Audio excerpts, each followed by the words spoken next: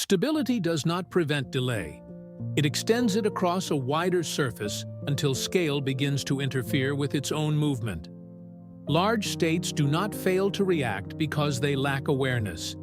They react slowly because the structures that carry awareness expand more gradually than the conditions they are meant to follow. Information continues to move, decisions continue to form, but the distance between signal and response grows with each layer added to maintain control. The pattern does not begin with failure. It begins with expansion that preserves order while stretching coordination. Over time, the system continues to respond, but always to a version of reality that has already shifted. The repetition of this delay becomes visible only after it has already stabilized. The system defines itself through reach. Administrative layers extend across territory, connecting local reporting points to regional centers, and from there to central coordination. Each layer processes, condenses, and transmits information upward, while instructions move downward along the same paths. The structure depends on regular intervals of communication, predictable routes, and stable throughput. Messages are carried by physical networks, roads, waterways, relay stations, each introducing fixed travel times that cannot compress beyond certain limits. As the system grows, the number of nodes increases, and so does the volume of information requiring processing. Coordination requires sequencing, verification, and redistribution, each step adding duration. The system remains intact because each layer continues to function, but its total response time expands with its own scale. At a local level, the pattern appears as manageable delay. Reports travel from peripheral regions to administrative centers according to established schedules. Adjustments are made based on the latest available information, which is already separated from present conditions by the time required to collect and transmit it.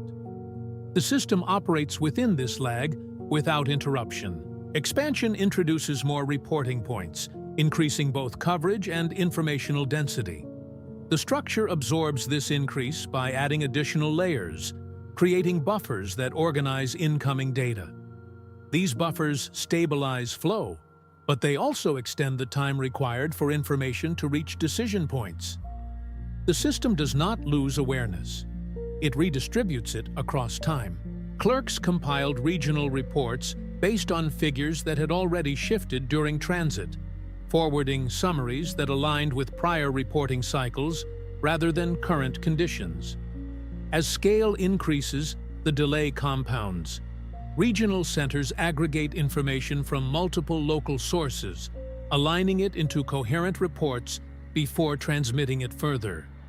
This alignment requires standardization, filtering out irregularities that cannot be processed within the existing framework. Variations are smoothed, anomalies deferred, and inconsistencies reconciled to maintain continuity. The resulting information becomes more uniform, but also less immediate. Decisions formed at higher levels reflect this processed version of reality, reinforcing the structure's reliance on delayed signals. The system continues to function because each layer maintains internal coherence, even as the overall response drifts further from present conditions. The pattern repeats at a larger scale. Expansion increases the distance between nodes, lengthening communication routes, and introducing additional points of transfer. Each transfer requires handling, recording, and retransmission, adding incremental delay. The structure compensates by increasing redundancy.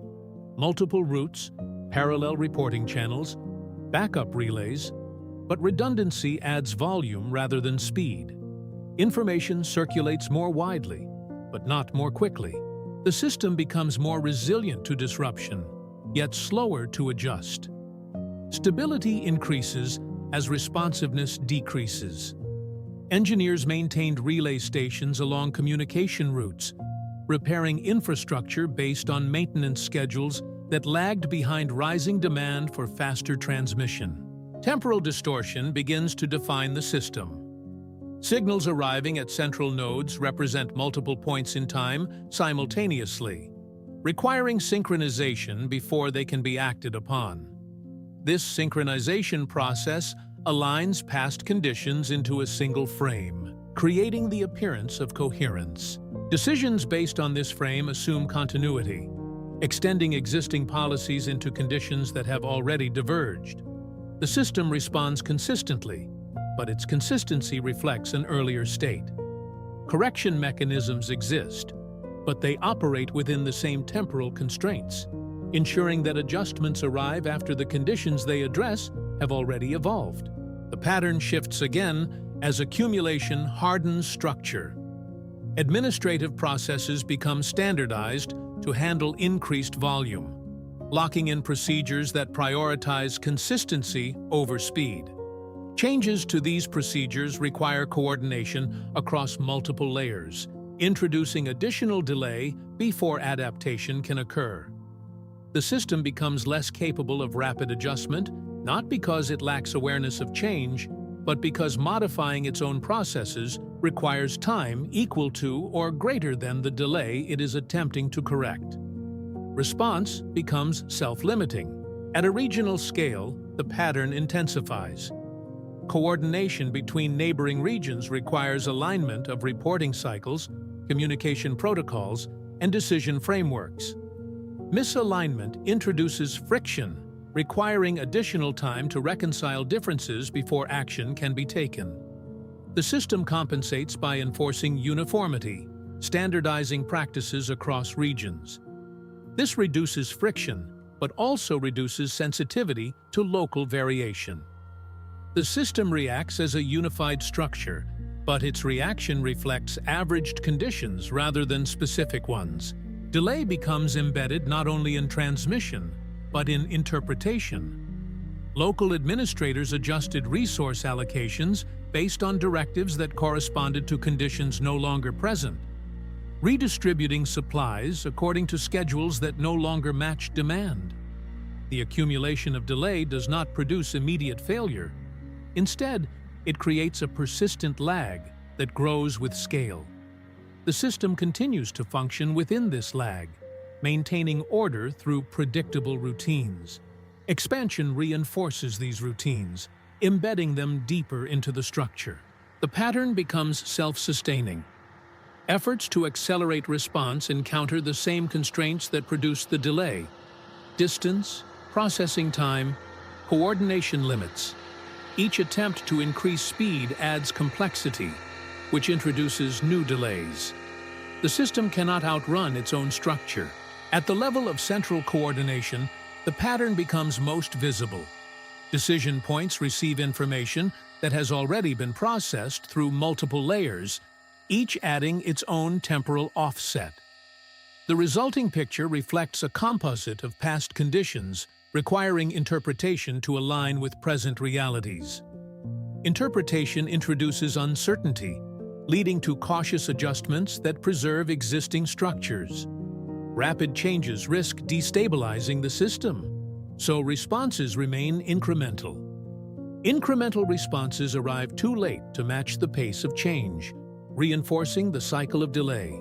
Maintenance crews recalibrated infrastructure according to directives issued from central coordination, implementing adjustments that reflected earlier usage patterns rather than current strain. The system approaches a boundary where further expansion no longer increases control. Additional layers extend reach, but also extend delay, reducing the system's ability to respond within relevant timeframes. Coordination cannot accelerate beyond the limits imposed by distance, processing, and synchronization. Attempts to compress these limits encounter physical and structural constraints that cannot be bypassed without altering the system itself. The structure continues to operate, but its responses increasingly reflect its own internal timing rather than external conditions. At this boundary, the system does not stop reacting. It reacts continuously, but always at a pace defined by its own scale. Awareness persists, but it arrives too late to alter outcomes. The pattern remains intact, repeating across different levels of the structure. Expansion has not eliminated delay, it has distributed it across the system, embedding it into every process that maintains stability. The limit remains unresolved. How can a structure maintain coordination across increasing scale without extending the delay that undermines its own responsiveness? The system continues without resolving this question. Its layers remain in place, transmitting information, issuing directives, maintaining routines that preserve order. Delay does not interrupt these processes, it defines them. Each cycle of reporting and response reinforces the temporal distance between awareness and action. The system endures within this distance, sustaining itself through repetition. Scale persists, and with it, the pattern of delayed reaction that accompanies it. The structure does not collapse. It continues, carrying forward responses that arrive just beyond the moment they were meant to meet. If you found meaning here, you're welcome to explore more on Timeless Questions, where we examine history not for answers, but for understanding.